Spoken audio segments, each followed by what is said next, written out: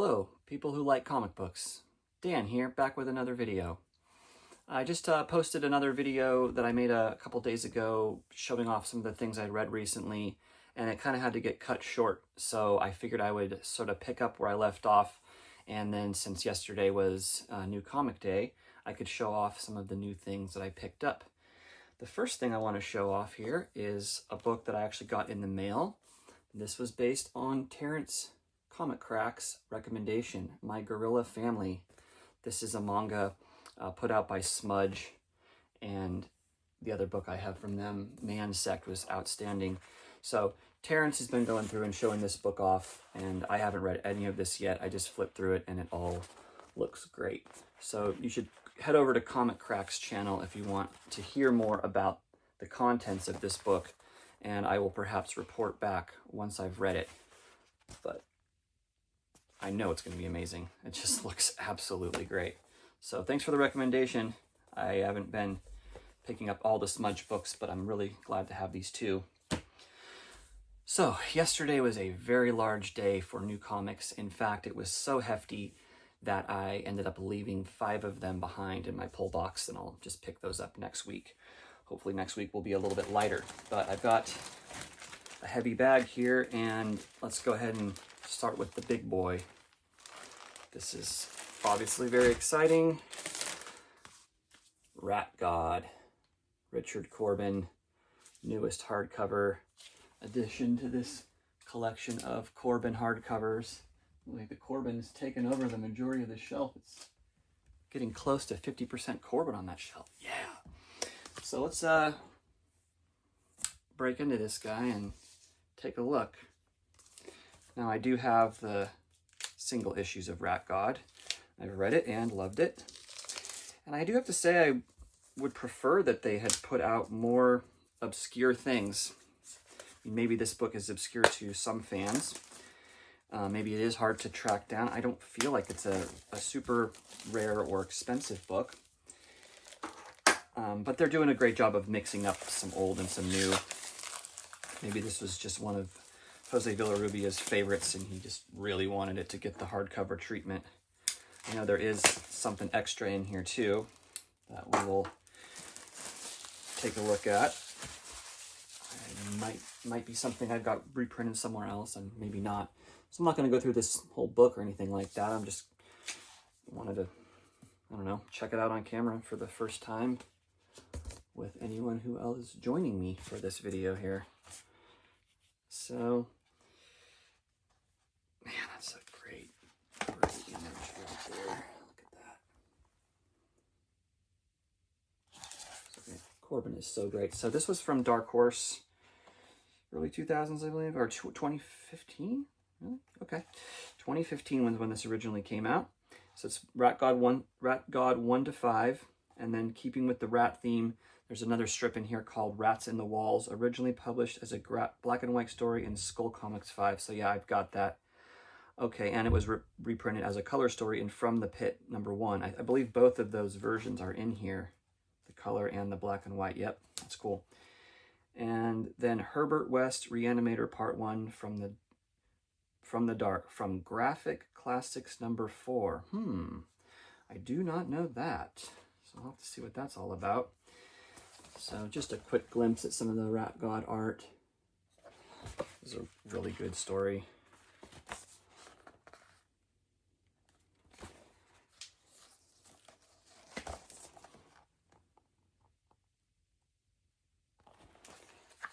Find some, yeah, here we go. Some action going on there. There's a crack for you.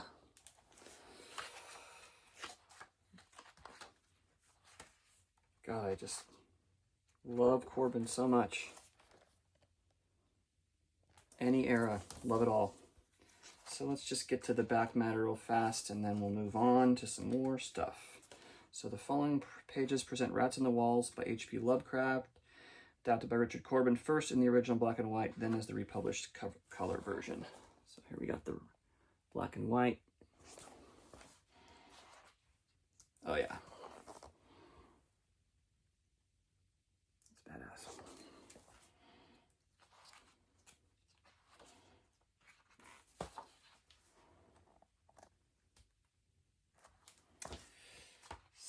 yeah, there's a little side-by-side. There's the colored version. Definitely like the black and white kind of on this one. Well, this color is really good.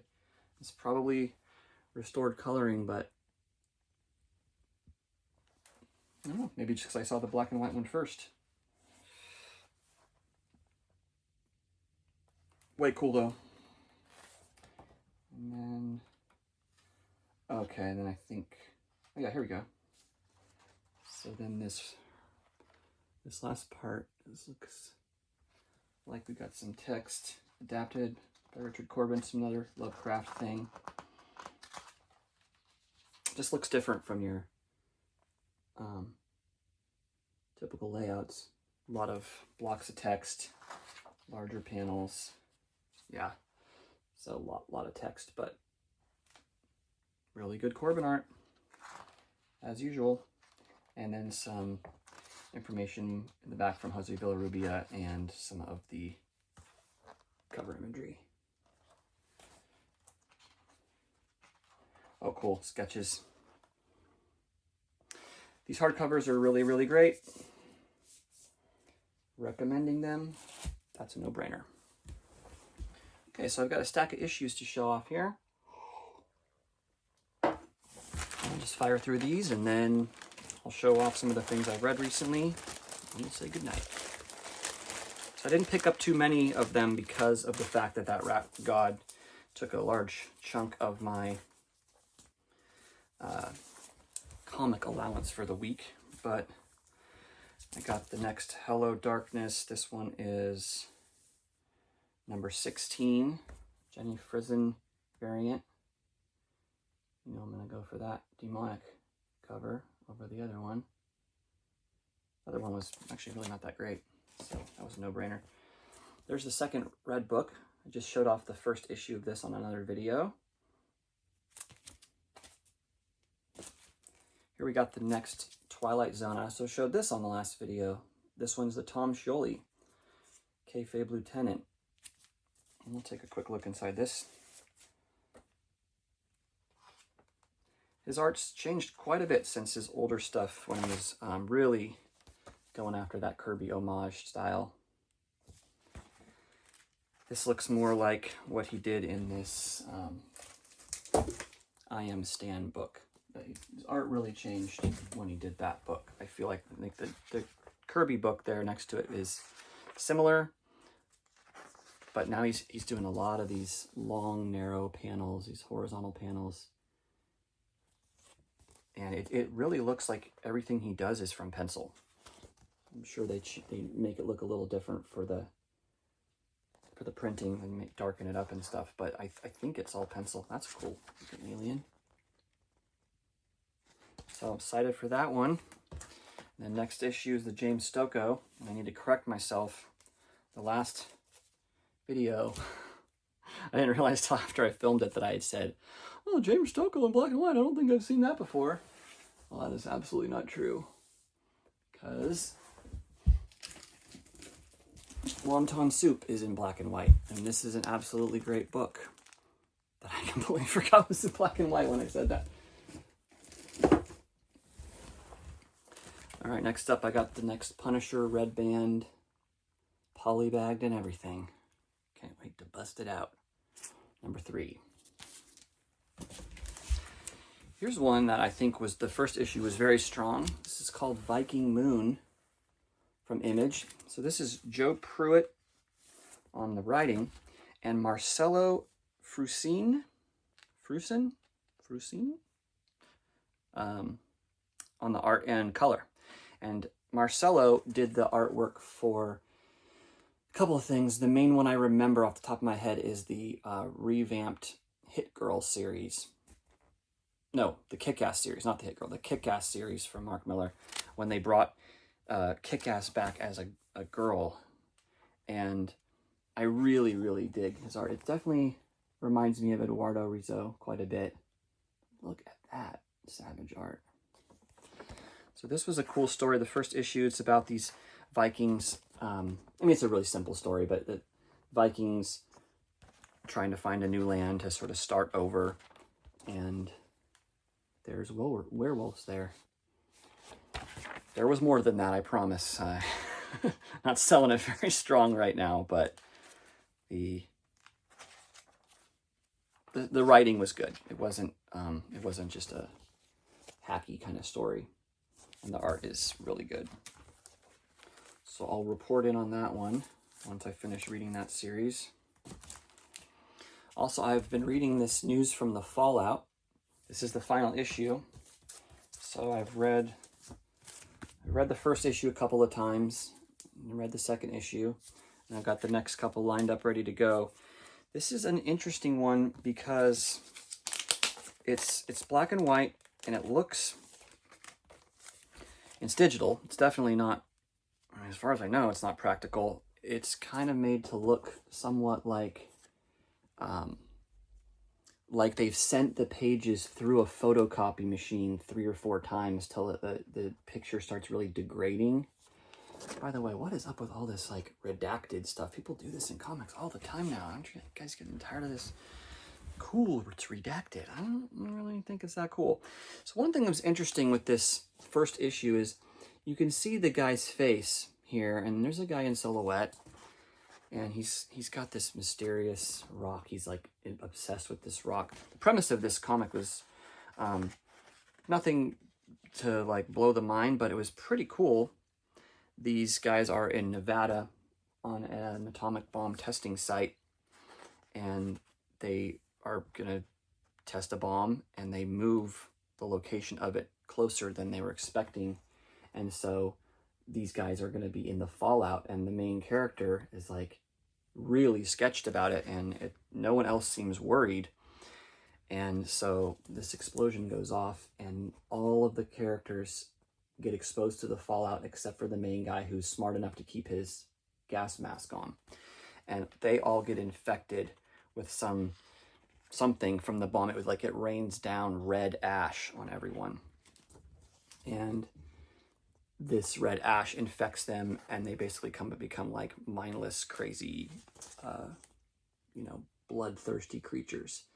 But you can see it's almost all in silhouette. The first issue has a few people where you can kind of see their face, and then with the monsters guys, you can kind of make it out. The second issue, however, is almost, I think it's entirely in silhouette. Aside from some of the bad guys, you can sort of make out their features. It's all in silhouette. So it's kind of like, is this like the happiest thing ever, or is it kind of creative? I don't really know what to think of it yet. Maybe the rest of the issues will be different. I'll just bust this out and show you what I mean. So here's issue 2. And yeah, it's like, I don't know, it's paid for some really lackluster art here. But I do like the story. And the story is by Chris Condon. So he wrote the series That Texas Blood, illustrated by Jacob Phillips. And I really liked that series. So I haven't got too much of his stuff, but I've liked what I've read so far. So we'll see how this goes. I wasn't really planning to review this or anything at this moment, but I just noticed I had that other issue, and then I had the new one, and then I have these two sitting here. So I got the regular cover for most of them. I think I got the James Harren variant on one that was still black and white. This is the first one that I got that was in color. It's Simmons. Sweet. The last one here, Minor Threats. And this is the Last Devil Left Alive series. This is issue 2. Patton Oswalt and Jordan Blum writers, Scott Hepburn's the artist, Ian Herring and Nate Pecos color and letters. So this is like the third main storyline for Minor Threats, but the spin-offs have been all really cool. So I'm just gonna fire through these kind of quick. I'm not gonna spoil anything except for maybe one little small story in one book. But here's a book that I've had on my shelf for a little while that I ordered that I have just not got around to. So some of this stuff is stuff I've had for a little while, haven't got around to reading. Some of it's new comics, and some of it's like parts of longer runs that I'm just kind of still chipping away at. This is Shitty Dark Night. This interesting little small comic, hold it up next to a normal comic, as people do. This was something I purchased through Jim Mahfood's website. So he, I think, was sort of at the helm of this, but this $15 book features The Dark Knight Returns, all 4 issues, in its entirety, redrawn shittily by a variety of different artists. So some of it looks fairly well drawn, and some of it, see if I can get, is just sloppy beyond belief. So it's all up to the individual creator's interpretation. It's also up to the individual creators how they choose to do the dialogue.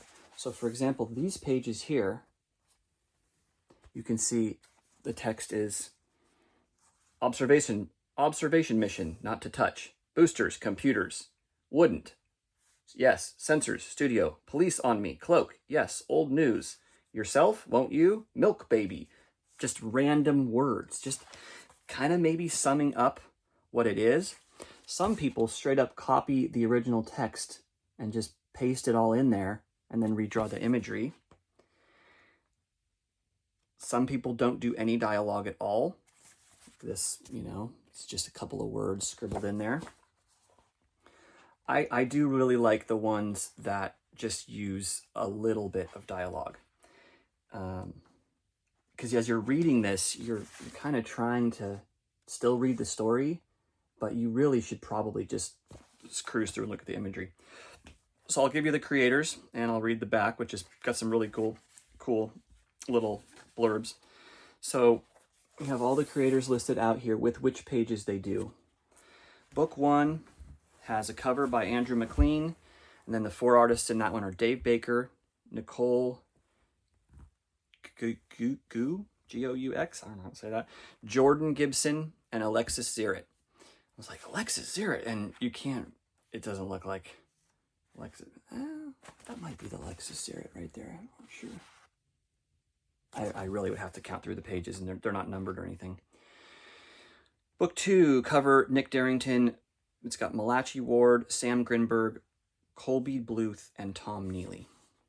Book 3 has cover by Ryan Quackenbush and art by Paul Maybury, Erwin Papa, Baldemar Rivas, and Buster Moody.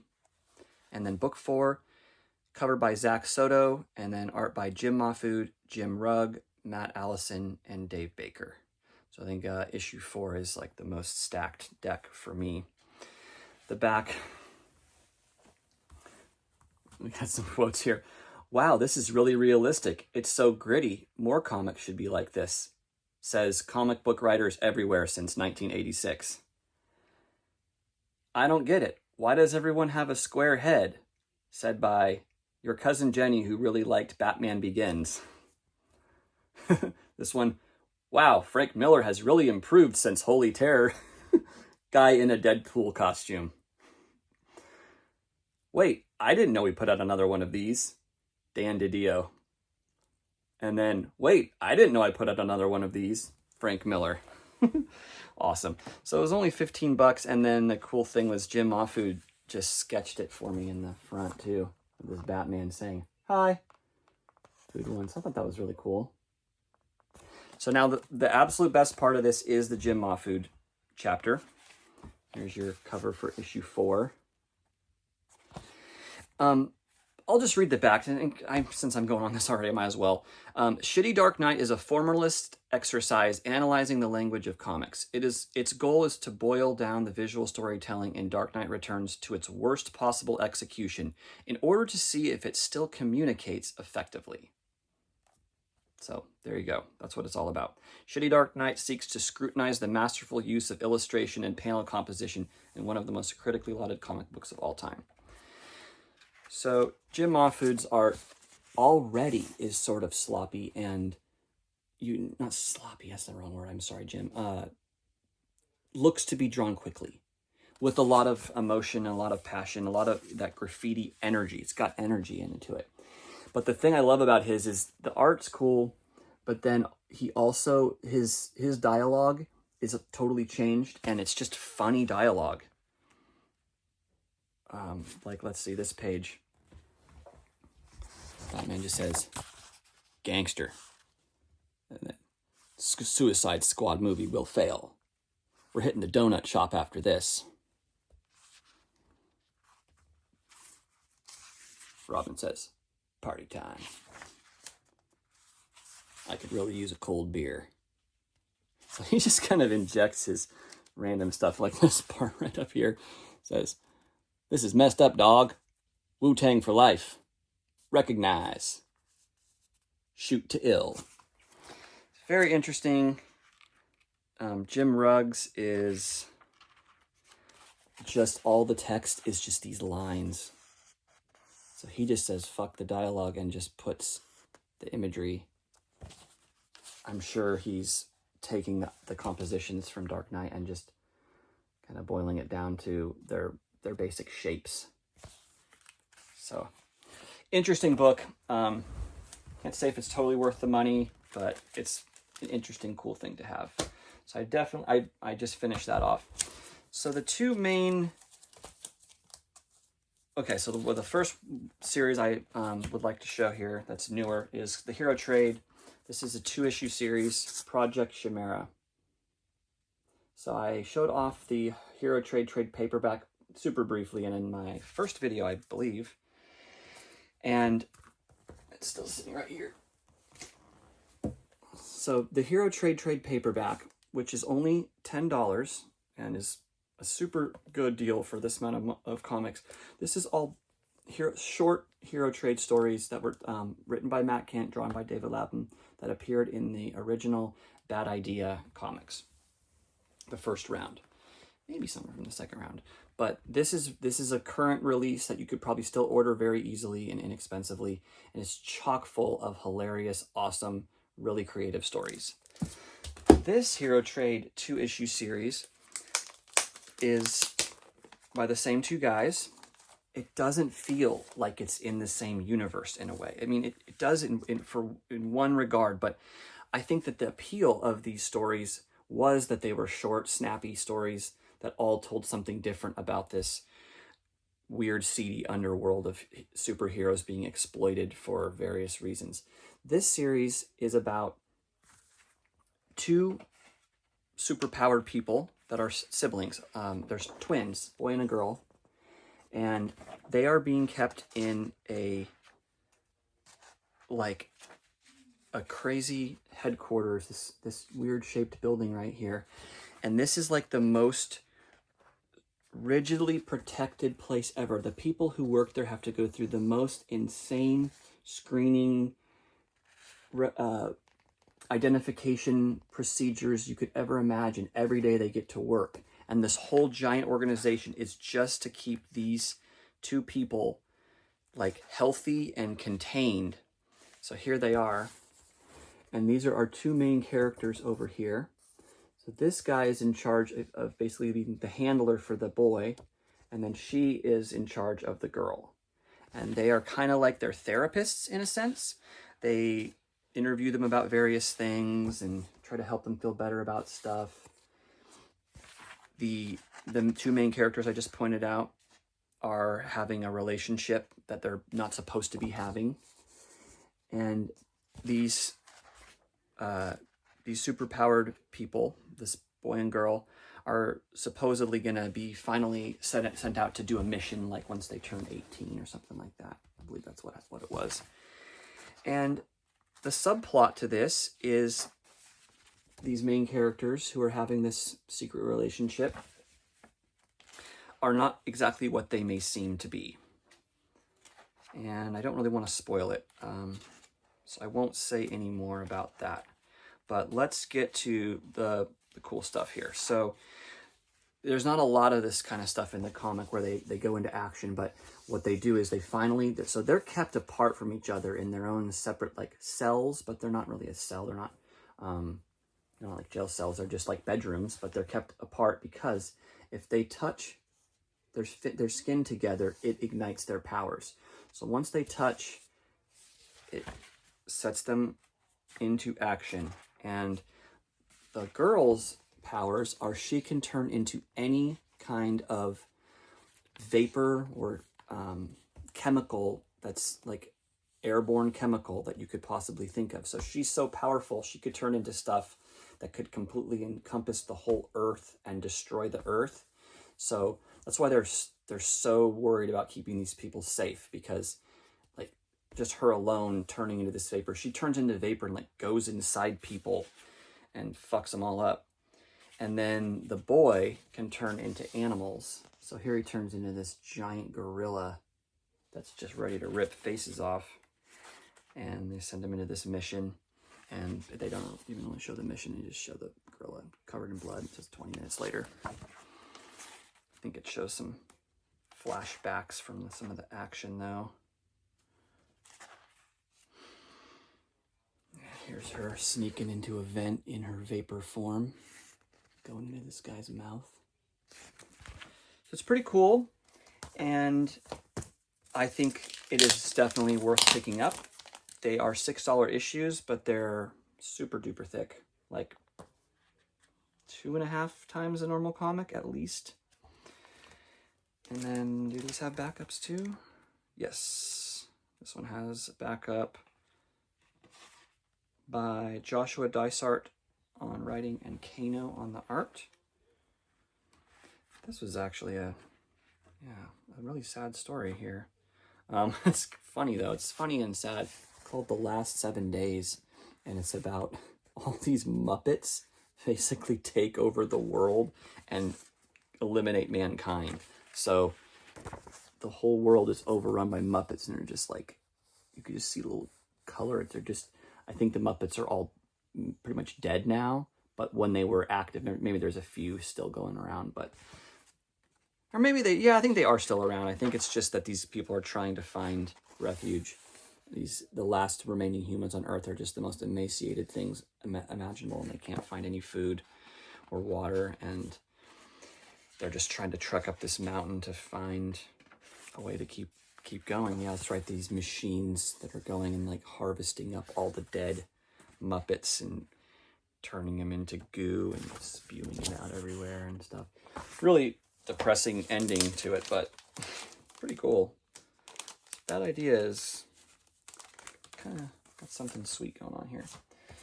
So there's the second issue cover. I think this is a variant cover. Yeah, cover B on that one. Oh, you know who this is? This is Ramon Villalobos, I believe. Yep. I'm glad he's getting some action again. I really like his art. It's definitely highly Frank Quitely influenced. So we'll go ahead and keep moving on here. So that was the newer series that I just finished. I was pretty stoked about. To keep on with some newer stuff, this is Creepshow Volume 2, Issue 4 and 5. So just briefly show Issue 4. This one was one of the few issues from Creepshow that didn't really, neither of the stories really hit me very hard, but that is a really cool cover. Gilliam March. So the first one is Nick Dragotta, writer and artist, and it's called Killer Cart Corral. And it's just about this little boy who's a prick and pushes a shopping cart into someone's car. And then the people in the grocery store are observing everything there and come out to reprimand him. The mom gets all pissed, and then some crazy twist at the end that I won't spoil. The next one, called The Amulet, written by Alyssa Quitney. An artist is Morissette. One thing I can remember Morissette did that I've read is one of those Hanna-Barbera comics that it was one that Garth Ennis wrote. So this woman puts her elderly mother into a nursing home, and this is the orderly there who is a total bitch and wants to steal this woman's amulet. And so she's just treating her horribly, and she finally gets the amulet from her. And of course, there's an O. Henry twist at the end. But that was not nearly as good as issue 5. So let's check out issue 5.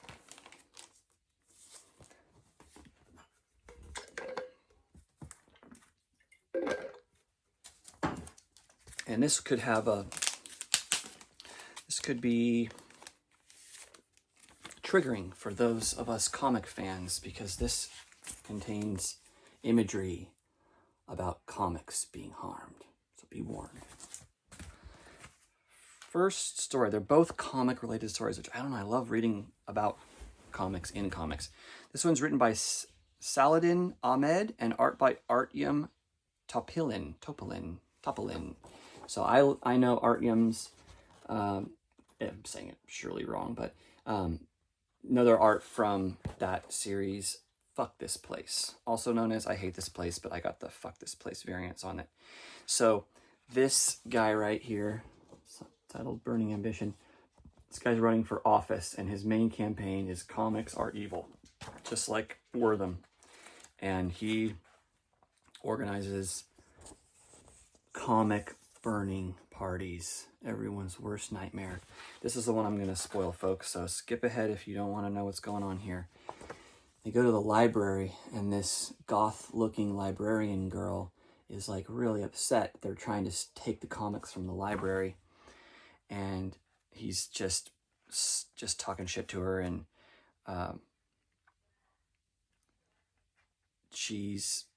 don't know if he doesn't, I don't think he accuses her of being a witch, but he takes the comics, and she is like having none of it, and she's like, I warned you. And so she puts a curse on him, and all of a sudden he's like, is this some kind of joke? And he's mysteriously vanished into somewhere. Where does he end up?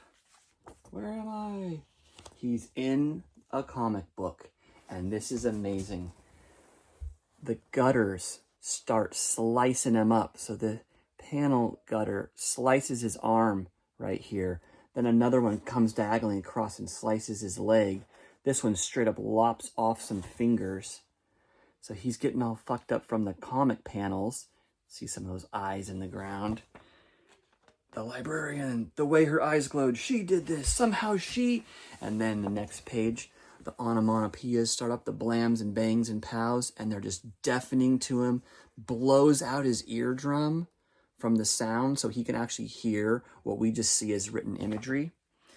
And then he's like, wait, is that sunlight? Thank God, a way out.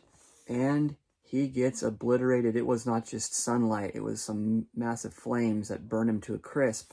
And what were those flames from? Someone throwing that comic book that he was trapped in on the burn pile, thus burning him alive inside the comic book. Pretty sweet. I liked that one. Next story is called Keep It Fed by David D.B. Andre and Tim Daniel, with art by Matthew Roberts. Both of these have color by Pat Brosseau. So this one is about a kid who has a little kid who's afraid of a monster underneath his bed, and he tells his parents. Of course, they don't believe him, but there really is a monster. Nothing too new there. But he's like, you need to feed me. And he's like, wait, I think I have a candy bar left over from Halloween. He's like, no, nothing like that. Feed me something you love. So he has to feed the monster something that he actually loves to keep it from attacking him and eating him. Like, yes, something precious to you, something you cherish, something you keep forever. Well, I love my comic books. And he's looking at a big stack of comics, and he hands a comic down to the monster.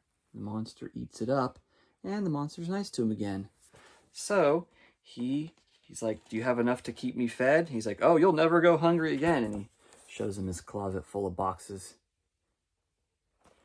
So we flash forward to years later. He's like probably out of high school now, and he still lives at home. He's got his drawing desk. He wants to be a cartoonist, and his dad, straight up looking like the devil, telling him to get a job, and his comic books are a waste of time. And he's like, this isn't a pretend way to make a living, Dad. I want to make comics a job.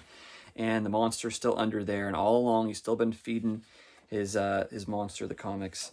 And finally the dad has enough of his shit and grabs all of his long boxes and takes him out onto a burn pile.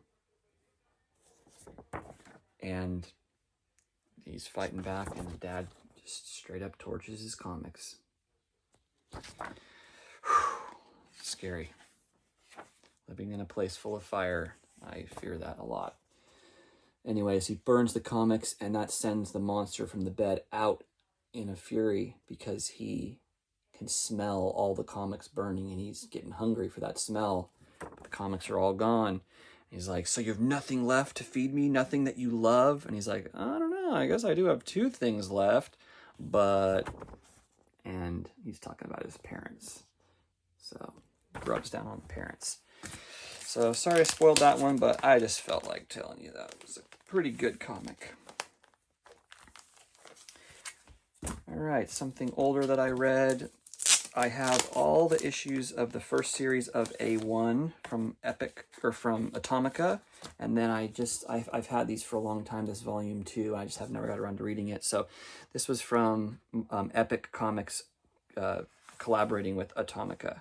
This was 1992 when this one came out. It's a Glenn Fabry cover, really great cover. And just trying to remember what was in this one. The creators: P. Craig Russell, Glenn Fabry, Scott Hampton, Ilya, Robert Langridge, Steve White, and Igor Goldkind. This was mainly 2 longer stories, I believe, in this issue. Along for the Ride. This one's got Glenn Fabry art. And yeah, this is this hitchhiker guy. Comes to this little town, and everyone's weirding him out, and he gets picked up by these crazy weird guys that are just instantly start scaring him. They're getting into all kinds of nefarious stuff. This sequence where he's driving in this car, he doesn't want to be there, it sort of reminds me of the art, and the story reminds me a little bit of that White Trash comic.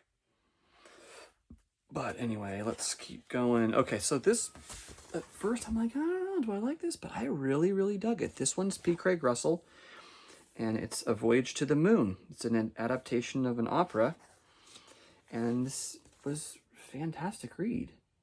The art's really nice, and this guy goes to the moon, and there's this big castle. All the people there, the creatures, beings, whatever they are, walk on all 4s and look very strange. And there's one guy who he is friends with who's from the sun, and they treat him like an animal. So on the moon, they think because he walks on 2 legs and looks different that he's the animal, so they keep him all caged up. And this whole strip is basically about him trying to kind of get recognized as a human and get off the moon, but all the while he's kind of enjoying being there more and more. It's funny. They finally get him some real food. They barely feed him anything. Then they finally, like, all these, what are they? They're not chickens. They're larks. That's right. They're larks. Lark's tongues and aspic, maybe. And it's the most delicious bird he's ever eaten. Just the art is really cool. Look at that stuff. That was a really nice little story. And here's Scott Hampton doing one of those, hey, I'm Scott Hampton, look at me, I'm a cartoonist kind of strips. And he talks about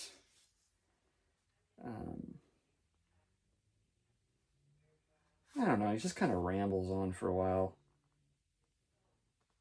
Oh yeah, it's mainly about going to a concert and trying to get, what's the other guy's name? George Pratt. So he's friends with George Pratt, and he's trying to get George Pratt to come to this concert with him, and he can't make it, so they go to the concert without him, and then they end up getting to meet him, and he just fanboys out all over this guy and totally embarrasses himself in front of this musician. And then he calls George Pratt on the phone, leaves him this long message, and tells him, basically lies to him and says, oh yeah, we hung out, we're like good buddies now, you missed a chance of a lifetime. So the funny thing is that in the next issue of this series, which I've already started reading, there's a strip by George Pratt where he also is just talking about being a cartoonist and just basically kind of like, I'm a hack, I couldn't get my shit together enough to get this strip done in time, so I'm just going to make a strip about me talking about not being able to make a strip in time. Kind of a cop-out. This next one was nothing to really write home about. Then Frankenstein meets Shirley Temple. This is going to be reoccurring in this series, and this one is by Roger Langridge. So it wasn't very good, but I don't know anything about Roger Langridge. So, but that was a good comic. Here's another newer comic I just read, The Void Rivals, number 24. Nothing really exciting to report about it. It's just the end of the arc, and there's going to be a new artist coming on for the next arc. I'm kind of glad about that. I'm curious I don't know what the person's name is. Let me see here. This arc was by Connor Hughes, which was a step down from the Lorenzo De Felici art of the first arc. This one is going to have art by Andre Bresson of Birthright, Dark Ride, Destro, and X-Men fame. So it's going to be the Quintesson War. So I'm enjoying this series. It's just like, you know, your standard comic book fare. Feels like, yep, just reading comics when I read this. It doesn't feel like I'm reading anything totally for kids or something totally for adults. It just kind of falls in the middle. I like Robert Kirkman. This was the most disappointing thing I read in the last week, by far. This was a one-shot, or one-shot Oni Color Special 2002. Love that Mike Allred cover. But that's about all I liked. There was nothing really in here. The first one was by Warren Ellis and Phil Hester and Andy Parks, and I do like all of them. The story wasn't that good. So I'm just going to put this back. But there's what that looks like. The art was good. One strip had good art that I liked. I'll show you. It's called Vacant by Phil Hester, writer, and Mike Huddleston, artist. And this is about this sad homeless man who's like just passed away in the street, and his spirit comes out of him. Can't remember much beyond that. But yeah, if you see this in a dollar bin, maybe even pass it up. It really wasn't good. I mean, buy it for the cover, I suppose, if that's what you do. I don't buy comics just for the cover. That's for sure. All right. Let's just go to this. Love the Nom. This one is number 44.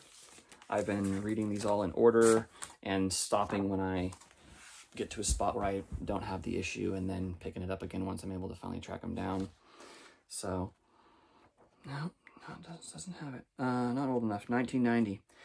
Doug Murray, writer Wayne Vancent breakdowns, Art Nichols finishes. So this issue was about this football hero.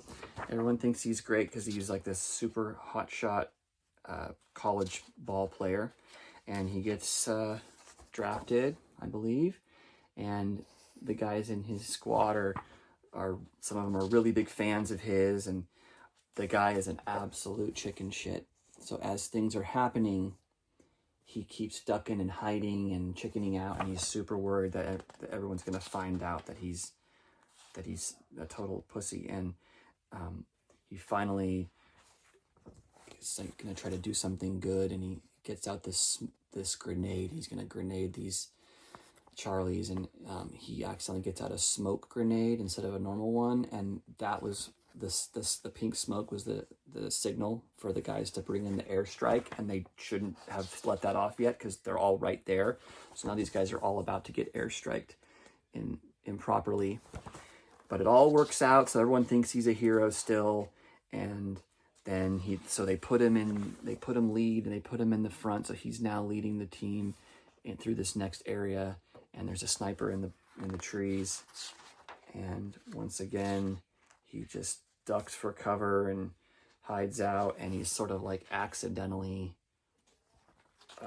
saves the day. He falls backwards, hits a tree, and blasts the guy. It's just an example of this kind of comic.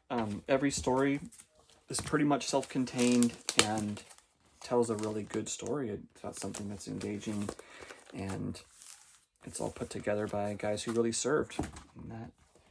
So pretty cool. Here is the latest issue of Falling in Love on the Path to Hell by Jerry Duggan and Gary Brown. This is the last issue of this arc, and I believe there's going to be a big wait. There's been a lot of delays in this series, so I'm kind of wishing I would have maybe just waited to read it all, but I like reading this one every month when it comes out. It's a good series. And this one, his woman is captured. He's not happy about that. So this is, it's kind of the culmination of a lot of things that have happened so far. So there's not really much point in just starting to talk about it, since, I mean, I'm brand new to YouTube and I haven't been filling people in on all this so far. But if you haven't been picking up this series, probably get it in a trade paperback for a reasonable price. And that way you can shotgun the issues instead of waiting months and months for them to roll out like I've had to do. I will just end off on this. Just glance at a few pages of this because it's amazing. This is from Daryl D. I showed it off before, and I'll show it off again. My Heavy Metal, May 1977, second issue of Heavy Metal. Incredible Mobius cover.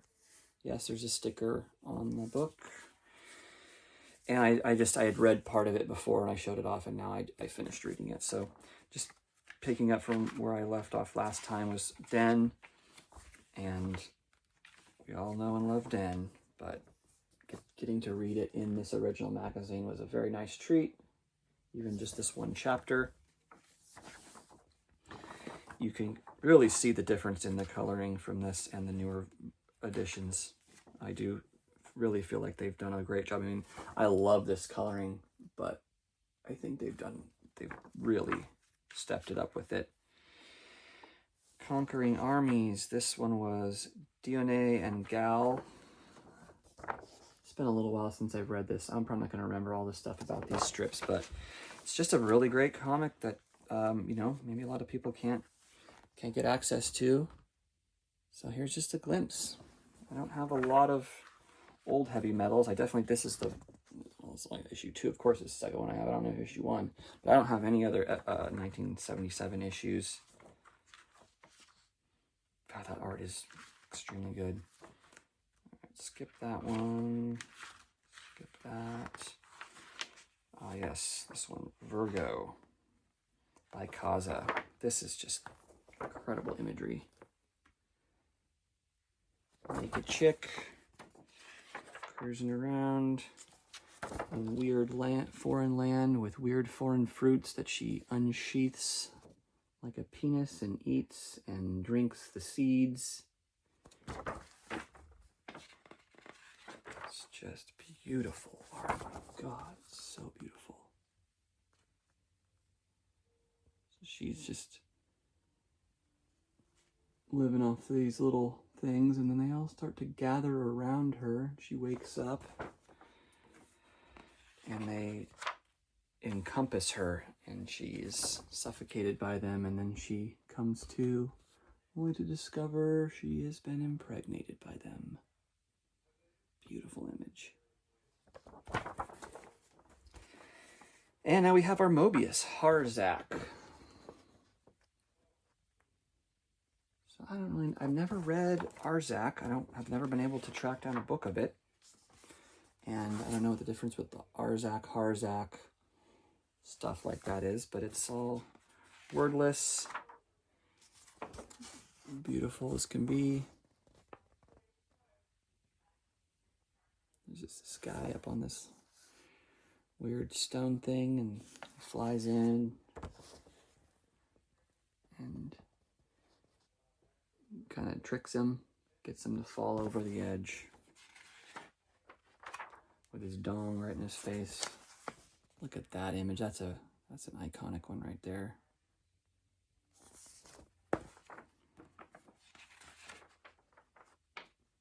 Just every single panel, that hand.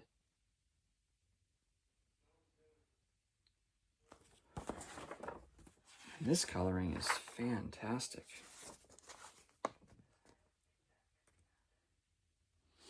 I don't know how to read something like that and like read into the secret message behind it, but yeah, that's the second to last one, and we're going to end on that. So thank you guys for watching again. Appreciate anyone who happens to view these. Definitely enjoying my time here sharing some stuff with you, and I look forward to catching you on the next video.